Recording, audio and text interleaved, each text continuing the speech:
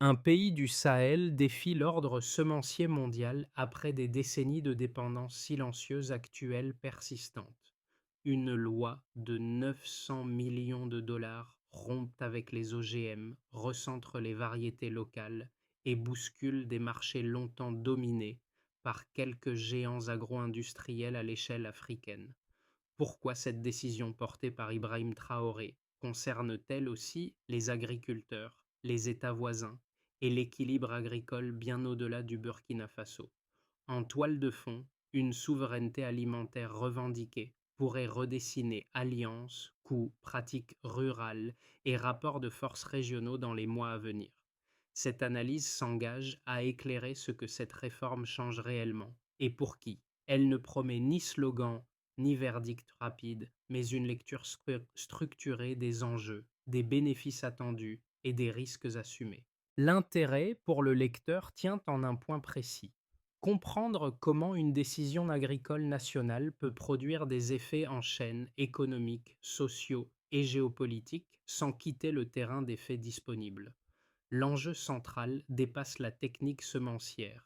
Il touche à la capacité d'un État à reprendre la main sur un secteur stratégique, à réduire une dépendance coûteuse et à réorienter des pratiques façonnées par des intérêts extérieurs. Cette promesse s'accompagne toutefois d'incertitudes mesurables: adaptation des producteurs, réaction des partenaires commerciaux et soutenabilité à moyen terme d'un modèle fondé sur des variétés locales. Le fil conducteur suivra une logique simple: d'abord ce qui a déclenché la décision, ensuite ce que montrent les premiers résultats, enfin ce que cela implique si l'initiative fait école. Une question guide la suite: s'agit-il d'un symbole politique ou d'un basculement durable? En moins d'un an, les premières exploitations concernées rapportent des changements mesurables, avec des rendements en hausse de l'ordre de 15 à 20% dans certaines zones rurales. Cette donnée, issue des retours initiaux des producteurs, contraste fortement avec les craintes exprimées au moment de l'adoption de la loi semencière. Elle constitue le premier signal tangible que l'abandon des semences génétiquement modifiées ne conduit pas mécaniquement à un effondrement de la production agricole. Pour comprendre cette rupture, il faut revenir au contexte qui précède la décision. Pendant des décennies, l'agriculture burkinabé a reposé sur des semences importées, souvent liées à des intrants chimiques coûteux. Ce modèle a accru la dépendance financière des exploitants et exposé le pays aux fluctuations des marchés internationaux. La réforme intervient donc dans un environnement marqué par l'épuisement progressif des sols, la pression climatique croissante et une fragilité structurelle des revenus agricoles. Ibrahim Traoré s'inscrit dans cette séquence comme un acteur politique qui transforme une contrainte en levier stratégique. En soutenant une législation de 900 millions de dollars orientée vers les variétés locales, il ne se contente pas de modifier un cadre technique. Il redéfinit la place de l'agriculture dans la souveraineté nationale en faisant de la semence un enjeu politique à part entière. Ce choix repose sur une idée simple: des variétés adaptées depuis longtemps aux conditions du Sahel peuvent offrir une résilience que les solutions standardisées n'ont pas garantie. Le contexte régional renforce la portée de cette initiative. Le Burkina Faso n'agit pas dans l'isolement, mais au cœur d'un Sahel confronté à des défis similaires. Les pays voisins observent attentivement les premiers effets, car la dépendance aux semences importées est une constante partagée. La réforme burkinabé devient ainsi un test grandeur nature suivi bien au-delà des frontières nationales. Cette mini-révélation initiale répond à la question posée au départ. La décision n'est pas seulement symbolique. Elle s'ancre dans un contexte économique, environnemental et géopolitique précis, où chaque résultat préliminaire alimente un débat plus large sur l'avenir agricole du Sahel. Dans cette réforme, les effets ne se lisent pas uniquement dans les textes de loi ou les débats diplomatiques. Ils apparaissent d'abord à l'échelle locale, là où les décisions abstraites rencontrent des pratiques quotidiennes. Les producteurs deviennent alors des personnages relais, traduisant une orientation nationale en gestes concrets, saison après saison. Dans une zone agricole du nord du pays, un groupement de cultivateurs a fait le choix de revenir à des semences traditionnelles conservées depuis plusieurs générations. En une campagne, ils décrivent des sols moins appauvris, une meilleure résistance aux épisodes de sécheresse et une diminution de leur dépendance aux intrants achetés à crédit. Le changement n'est pas spectaculaire, mais il est suffisamment net pour modifier leurs arbitrages économiques. Ce type de microcas illustre un impact précoce souvent négligé, la réappropriation du savoir agricole. Les semences locales ne sont pas seulement des intrants, elles s'accompagnent de pratiques transmises, adaptées au cycle climatique du Sahel. En réactivant ces connaissances, les exploitants réduisent certains risques tout en retrouvant une marge de manœuvre qu'ils avaient perdue. À ce stade, l'effet reste inégal selon les régions et les cultures. Tous les producteurs ne disposent pas du même accès aux semences locales, ni des mêmes capacités d'adaptation. Cependant, ces premières expériences jouent un rôle clé dans la diffusion de la réforme. Elles fournissent des exemples concrets, observables, qui alimentent les discussions bien au-delà des cercles politiques. Le sens devient alors clair. Lorsque la décision nationale rencontre le terrain, elle cesse d'être idéologique pour devenir pragmatique. Et c'est précisément là que se joue sa crédibilité durable. Tout commence par une décision politique assumée, prise dans un contexte de fortes contraintes. Le Burkina Faso fait face à une pression agricole croissante, entre dépendance aux importations, vulnérabilité climatique et coûts élevés pour les producteurs. C'est dans ce cadre que la réforme semencière est annoncée, avec un budget affiché de 900 millions de dollars et une orientation claire: rompre avec l'usage des semences génétiquement modifiées au profit de variétés locales. Le déclencheur n'est pas technique mais stratégique. La première phase est celle de l'activation. Le texte de loi est présenté comme un choix de souveraineté et non comme un simple ajustement réglementaire. Ibrahim Traoré soutient publiquement la réforme, l'inscrivant dans un récit plus large de reprise de contrôle des ressources nationales. Ce positionnement transforme immédiatement la mesure agricole en signal politique, à destination autant des acteurs internes que des partenaires extérieurs. La semence devient un symbole. Vient ensuite la montée en tension. À l'intérieur du pays, les réactions sont contrastées mais rapides. Les communautés rurales expriment un espoir prudent, voyant dans cette réforme une possibilité de réduire leur dépendance financière. Dans le même temps, des interrogations apparaissent sur la capacité logistique à fournir des semences locales en quantité suffisante et à accompagner techniquement les producteurs. À l'extérieur, les grandes entreprises agro-industrielles et certains gouvernements occidentaux manifestent leurs inquiétudes. Le risque évoqué est celui d'une perturbation des équilibres commerciaux établis. La séquence s'accélère lorsque les premiers retours de terrain commencent à circuler. Sans être encore consolidés à grande échelle, ces signaux initiaux suffisent à modifier la perception du débat. La réforme n'est plus seulement une déclaration d'intention. Elle produit des effets observables, même limités, qui alimentent autant les soutiens que les critiques. Le débat quitte alors le registre idéologique pour entrer dans celui de l'évaluation concrète. La phase suivante est celle des répliques. Les partenaires internationaux intensifient les échanges diplomatiques, cherchant à comprendre si cette décision est isolée ou appelée à durer. En parallèle, des pays voisins observent attentivement la situation sans s'engager publiquement. Le Mali et le Niger, confrontés à des problématiques similaires, suivent l'évolution du modèle burkinabé comme un indicateur avancé. La réforme commence à produire un effet d'observation régionale. À ce stade, Ibrahim Traoré maintient une ligne constante. Le discours reste centré sur l'autonomie, la résilience et la réduction de la vulnérabilité structurelle. Aucun recul n'est annoncé, mais aucune généralisation hâtive n'est non plus proclamée. Cette posture contribue à stabiliser la trajectoire de la réforme tout en laissant ouverte la question essentielle. Les résultats seront-ils suffisants pour justifier le coût politique et économique engagé?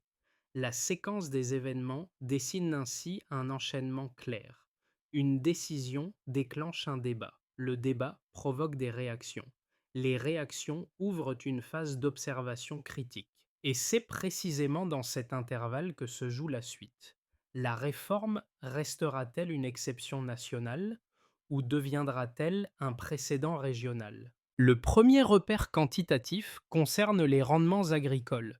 Avant la réforme, les cultures dépendantes de semences importées affichaient une progression irrégulière, fortement conditionnée par l'accès aux intrants chimiques. Après l'introduction des variétés locales, plusieurs exploitations pilotes signalent une hausse comprise entre 15 et 20% des rendements. Ce différentiel ne traduit pas une performance exceptionnelle, mais il indique une stabilité accrue dans des conditions climatiques comparables. Le second indicateur porte sur les coûts de production. Le modèle antérieur reposait sur l'achat récurrent de semences et de produits associés, souvent à crédit. Depuis le basculement vers des semences locales, les dépenses liées à ces achats auraient diminué d'environ 30%. Cette baisse se comprend simplement. Les semences conservées, échangées ou produites localement réduisent la dépendance aux circuits commerciaux extérieurs et allègent la charge financière pesant sur les exploitants. Un troisième point mesurable concerne la structuration collective.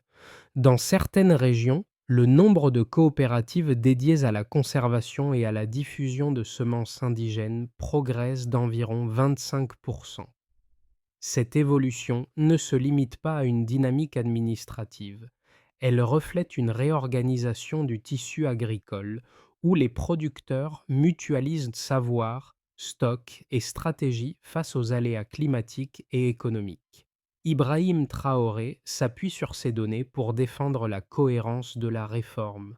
L'argument central n'est pas celui d'un gain spectaculaire immédiat, mais celui d'un changement de trajectoire. Les chiffres suggèrent une réduction de la vulnérabilité structurelle, plutôt qu'une simple optimisation de la production. Autrement dit, le bénéfice se mesure autant dans la résilience que dans le volume récolté. Pris ensemble, ces indicateurs répondent à la question laissée en suspens précédemment. La réforme n'est pas dépourvue de fondements économiques. Elle repose sur des écarts observables entre un avant marqué par la dépendance et un après caractérisé par des coûts plus maîtrisés et une organisation renforcée. La suite dépendra de la capacité à maintenir ces écarts dans le temps et à les étendre à l'ensemble du territoire. Les critiques de la réforme avancent d'abord un argument de performance. Selon les multinationales agro-industrielles et certains économistes agricoles, les semences génétiquement modifiées restent des outils éprouvés pour sécuriser les rendements dans des zones soumises à de fortes contraintes climatiques. Elles sont conçues pour résister aux maladies, limiter les pertes et offrir une prévisibilité jugée essentielle dans des régions comme le Sahel. Dans cette lecture, renoncer aux OGM reviendrait à accroître le risque de baisse de production, avec des conséquences directes sur la sécurité alimentaire nationale. Un second argument porte sur la stabilité des chaînes d'approvisionnement. Les acteurs opposés à la réforme estiment que le système fondé sur des semences certifiées et distribuées par de grands groupes garantit une continuité logistique difficile à reproduire à l'échelle locale. La transition vers des variétés indigènes nécessiterait des infrastructures de stockage, de sélection et de diffusion encore incomplètes. Sans ces dispositifs, le pays s'exposerait à des ruptures temporaires susceptibles de fragiliser les producteurs les plus vulnérables.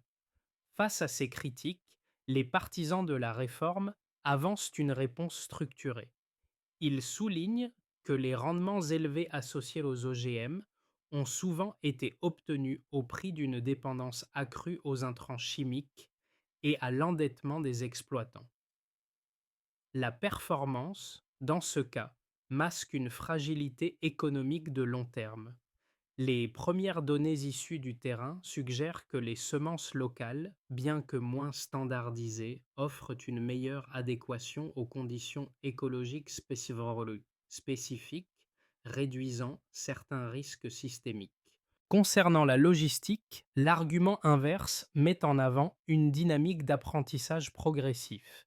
Les coopératives agricoles en expansion ne prétendent pas remplacer immédiatement les réseaux industriels, mais construire une alternative graduelle.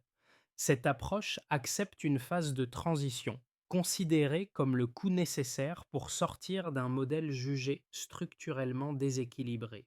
L'objectif n'est pas l'autarcie immédiate, mais une diversification des sources de semences et des savoirs. Ainsi, le débat ne se résume pas à une opposition entre modernité et tradition. Il confronte deux visions de la sécurité agricole, l'une fondée sur l'optimisation technologique, l'autre sur la résilience locale. La question décisive reste ouverte. Laquelle de ces visions s'avérera la plus robuste face aux chocs climatiques et économiques à venir? Ce choix dépasse désormais le cadre agricole.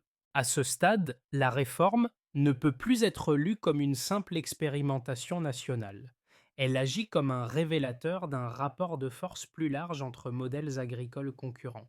Ce qui était perçu au départ comme une décision technique devient un signal politique adressé à l'extérieur. Un État peut remettre en cause des normes installées sans s'effondrer immédiatement. Cette bascule modifie la manière dont la réforme est observée, commentée et interprétée. Le point de bascule tient à un élément précis. La réforme survit à ses premières saisons agricoles. Elle ne s'est pas arrêtée au stade de l'annonce ni dissoute face aux premières critiques. Cette continuité transforme la perception du risque. Les partenaires étrangers ne s'interrogent plus seulement sur la faisabilité, mais sur la reproductibilité du modèle. La question implicite change de nature. Ibrahim Traoré apparaît ici comme le garant de cette stabilité intermédiaire. Son rôle n'est plus uniquement celui d'un initiateur, mais celui d'un acteur qui maintient le cap malgré les pressions diplomatiques et économiques. Cette constance réduit l'hypothèse d'un simple geste symbolique destiné à un usage interne. Elle suggère une volonté d'inscription dans le temps. La révélation médiane est donc la suivante. Le véritable enjeu n'est plus le succès immédiat de la réforme, mais sa capacité à devenir une référence. Tant que l'expérience se poursuit sans rupture majeure, elle reste observable, imitable et donc potentiellement contagieuse à l'échelle régionale. C'est à partir de ce point que les conséquences cessent d'être locales et commencent à se projeter vers l'extérieur. Pour l'État burkinabé, la réforme produit d'abord un effet budgétaire et stratégique. La réduction progressive des importations de semences et d'intrants associés diminue l'exposition aux variations des marchés internationaux. À moyen terme, cela ouvre une marge de réallocation des ressources publiques vers la formation agricole, la recherche locale et les infrastructures rurales. L'enjeu n'est pas uniquement financier. Il concerne la capacité de l'administration à piloter une politique agricole cohérente sans dépendre de fournisseurs extérieurs pour un intrant aussi central que la semence. Du côté des entreprises, l'impact est plus contrasté. Les acteurs liés aux chaînes d'importation voient leur position fragilisée par la baisse de la demande en semences industrielles. À l'inverse, des opportunités émergent pour des structures locales, notamment dans la multiplication, la conservation et la distribution de variétés indigènes. Ce déplacement de valeur ne se fait pas sans friction. Il implique une recomposition du tissu économique agricole où certains perdent des parts de marché tandis que d'autres investissent un espace jusque-là marginal. Pour les agriculteurs, les effets sont à la fois immédiats et progressifs. À court terme, la baisse des coûts de production constitue le gain le plus tangible. La diminution des achats de semences et de produits chimiques allège la pression financière et réduit l'endettement saisonnier. À plus long terme, le retour à des variétés adaptées localement modifie les pratiques culturales, avec une attention accrue portée à la gestion des sols et à la diversification des cultures. Ces changements n'effacent pas les risques climatiques, mais ils en redistribuent les effets. À l'échelle régionale, la réforme commence à produire un effet d'observation attentive. Les pays voisins, confrontés à des problématiques similaires de dépendance et de vulnérabilité agricole, évaluent les résultats. Ensuite, burkinabé sans engagement formel. Le Mali et le Niger, en particulier, suivent l'évolution des indicateurs clés, conscients qu'une transposition partielle pourrait renforcer leur propre autonomie. Cette phase d'attente crée une dynamique silencieuse où chaque donnée supplémentaire alimente les réflexions stratégiques régionales. Dans ce contexte, Ibrahim Traoré occupe une position charnière. En maintenant le cap de la réforme, il influence non seulement la trajectoire nationale, mais aussi la crédibilité du modèle à l'extérieur. Sa posture pèse sur la perception qu'ont les autres États de la viabilité politique d'un tel choix. La réforme n'est plus évaluée uniquement sur ses résultats agricoles, mais sur sa capacité à résister aux pressions et à durer. Ainsi, les conséquences se déploient sur plusieurs niveaux simultanément. Elles touchent la gouvernance publique, les équilibres économiques, les pratiques agricoles et les relations régionales. Chacune de ces dimensions évolue à son rythme, mais leur convergence dessine un changement plus profond que prévu initialement. Dans un scénario de base, la trajectoire actuelle se prolonge sans rupture majeure. Les semences locales continuent d'être adoptées progressivement, soutenues par les coopératives et par des dispositifs publics encore limités mais ciblés. Les rendements se stabilisent sans bond spectaculaire, tandis que les coûts de production restent inférieurs au modèle antérieur. Les relations avec les partenaires internationaux demeurent tendues, mais fonctionnelles. Dans cette configuration, la réforme s'installe comme une politique durable, sans toutefois déclencher un basculement régional immédiat. Un scénario plus optimiste repose sur un effet d'entraînement. Les résultats observés au Burkina Faso deviennent suffisamment probants pour encourager une coordination accrue avec des pays voisins. Des initiatives communes émergent autour de la conservation des semences, de la recherche agronomique et de la formation des producteurs. Cette dynamique régionale renforce la légitimité politique de la réforme et réduit l'isolement diplomatique. Le modèle burkinabé gagne alors en visibilité et en crédibilité, sans pour autant éliminer les tensions avec les acteurs agro-industriels internationaux. Le scénario le plus défavorable envisage une accumulation de contraintes. Des difficultés logistiques combinées à une intensification des pressions extérieures ralentissent la mise en œuvre de la réforme. Certains producteurs, confrontés à des problèmes d'approvisionnement ou de rendement, reviennent partiellement aux pratiques antérieures. Cette évolution fragilise le consensus interne et alimente les critiques. La réforme ne disparaît pas, mais elle perd de son ampleur et de sa portée symbolique. Dans ces trois hypothèses, un point commun subsiste. La décision initiale reste structurante. Ibrahim Traoré a engagé une orientation qui ne peut être annulée sans coût politique. La question centrale n'est donc pas de savoir si la réforme survivra, mais sous quelle forme elle s'adaptera aux contraintes à venir. La lecture recommandée pour le lecteur est simple. Plutôt que d'anticiper un succès ou un échec définitif, il s'agit d'observer les signaux faibles. Ce sont eux qui indiqueront si l'expérience burkinabé restera singulière ou deviendra un jalon dans la transformation agricole régionale. Au-delà des indicateurs macroéconomiques et des débats géopolitiques, la réforme se traduit par des changements concrets dans la vie quotidienne. Pour les producteurs, Elle modifie la manière de planifier une saison agricole. Le choix des semences n'est plus seulement une transaction commerciale, mais une décision stratégique liée au sol, au climat et au savoir disponible. Cette réappropriation redonne une visibilité sur les coûts, les risques et les marges, même lorsque les aléas climatiques persistent.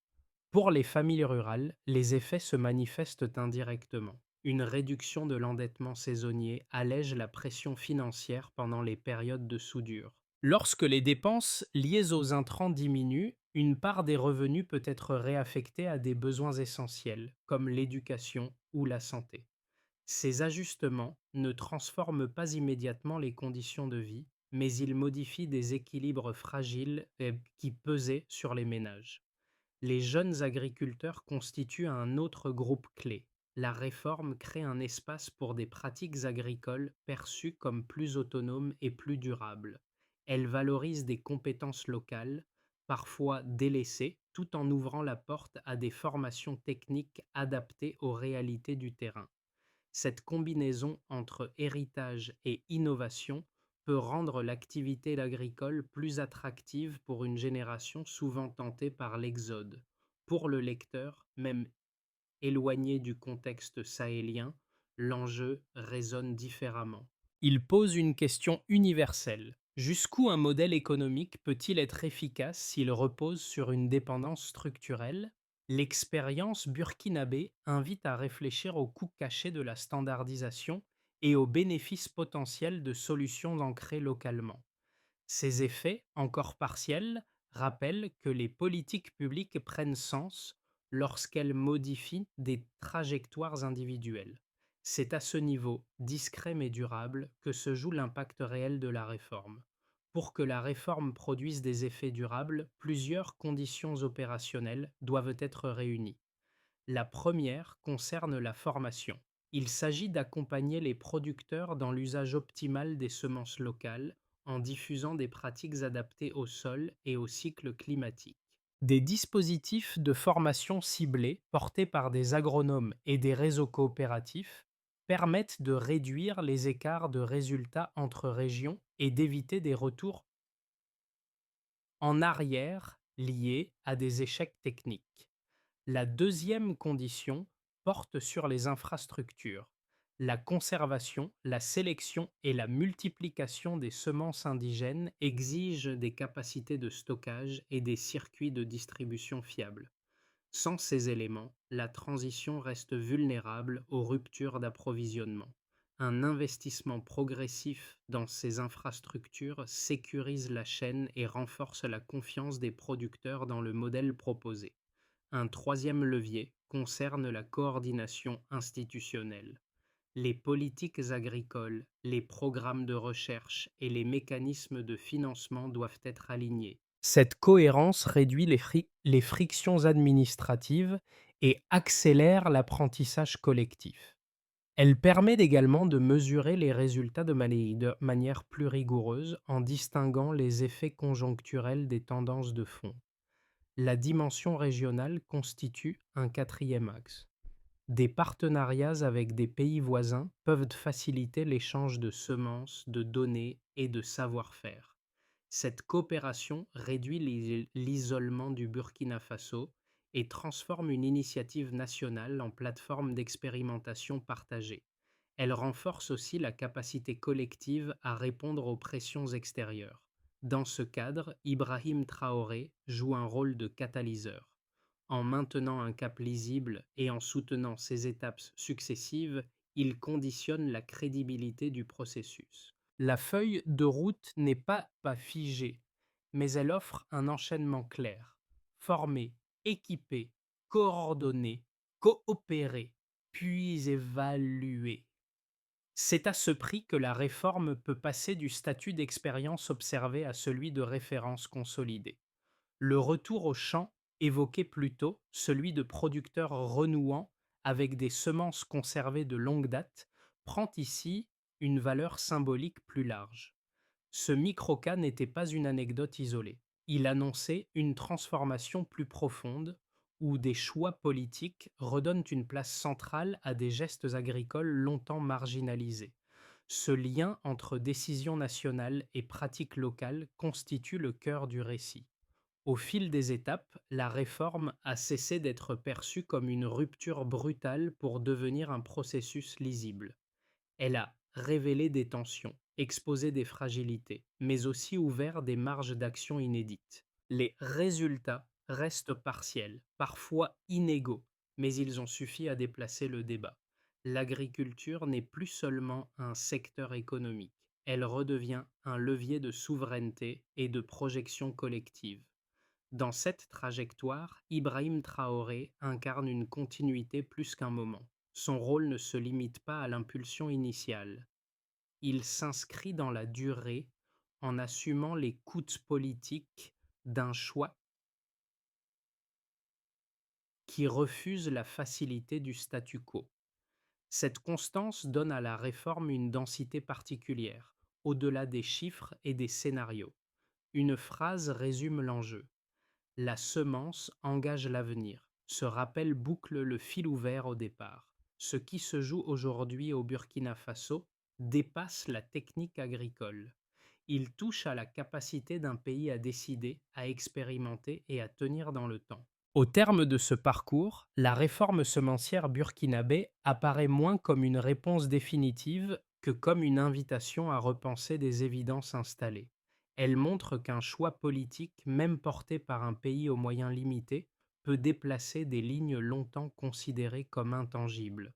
Ce déplacement n'est ni spectaculaire ni immédiat, mais il agit par accumulation, par cohérence et par persistance. L'expérience menée sous l'impulsion d'Ibrahim Traoré pose ainsi une question qui dépasse largement le Burkina Faso. Elle interroge la relation entre efficacité économique et autonomie, entre intégration aux marchés mondiaux et capacité locale de décision. Elle rappelle aussi que les modèles agricoles ne sont jamais neutres. Ils traduisent des rapports de force, des priorités collectives et une certaine vision de l'avenir. Pour le lecteur, l'enjeu n'est pas d'adhérer ou de rejeter ce modèle, mais d'en tirer des enseignements. Que révèle cette réforme sur la manière dont les sociétés peuvent reprendre prise sur des secteurs clés? Quels compromis sont acceptables lorsqu'il s'agit de souveraineté et de résilience? Et surtout, comment évaluer une transformation qui se déploie dans le temps long, loin des verdicts immédiats? La réflexion reste ouverte. Elle se nourrit des faits, des résultats à venir et des débats qu'ils susciteront